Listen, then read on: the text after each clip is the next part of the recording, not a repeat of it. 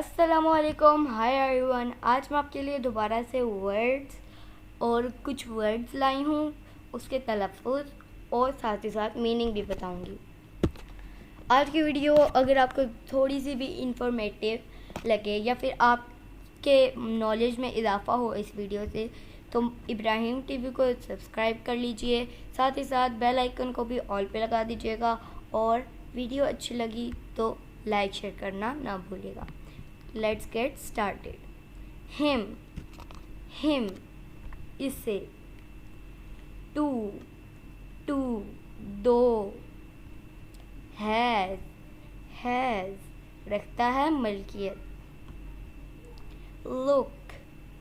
Look, नज़र देखना। More,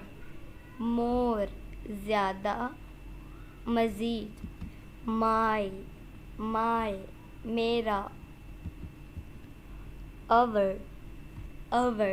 ज़्यादा पर। No, जानते हैं। Water, पानी। Then, से। दिन। Could, कर सकता था।